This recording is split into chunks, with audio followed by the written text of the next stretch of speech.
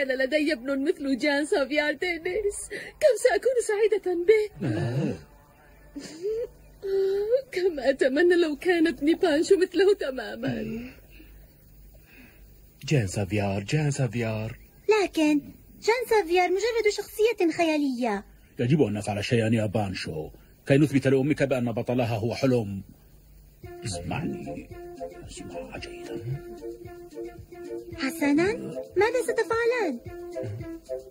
هيا بنا. لو أن ابني بانشو مهذب مثل جان سافيار. ما رأيك؟ رائع. والآن اللمسات الأخيرة. لو كان لدي ابن رائع مثل لقد أتيت. جان سافيار دينيس. أمي، ماذا بك أمي؟ أرجو أن لا يكون ذلك حلما. لا، إنه ليس حلما يا أمي. إنني الابن الذي تتمنينه والذي سيحل مكان ابنك الكسول والمخادع بانشو. تعال إلي. لو سمحت لوثي ثيابي. نعم. ماذا فعلت؟ أنا آسفة، لدي بعض الحليب الذي قمت بإعداده لبانشو، ولكن... حليب؟ ماذا تقصدين؟ لست مجرد شخص عادي يا أمي العزيزة. إنني جان سافيار أتناول الكافيار. هذا ما أدعوه بالإفطار. أفهمت؟ ما زلت واقفة؟ يتحرك وأحضري ما طلبته منك بسرعة يا أمي. حسنا سأحضر الكافيار لجان سافيار. سأعود حالا. انتبها، إنها قادمة. كل واحد في مكانه. بسرعة بسرعة.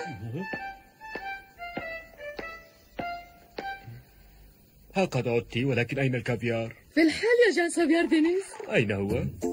تفضل. ماذا؟ أمي، ما هذا الطعام بحق سماء؟ إنه عدس وليمون. كافيار أم عدس وليمون، إنهما نفس الشيء. هذا ما قاله لي ماريو. حسنا، هل أدركت الآن بأن جان سافيار مجرد فتى متعجرف؟ يا له من فتى رائع، إنه شديد الذكاء. غير معقول، ما زالت تحلم به. ما العمل؟ أعتقد بأننا يجب أن نستمر في خطتنا. حسنا، أين هي سيارتي؟ كيف سأتنقل؟ السيارة، ولكن سيارة من؟ ماذا تقصدين؟ ها هي سيارتي.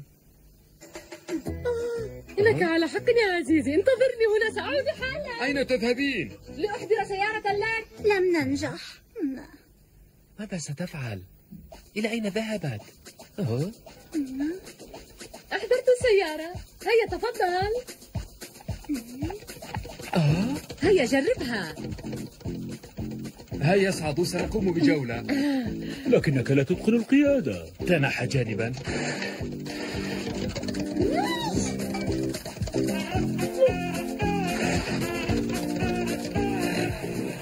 مرحبا ماريو.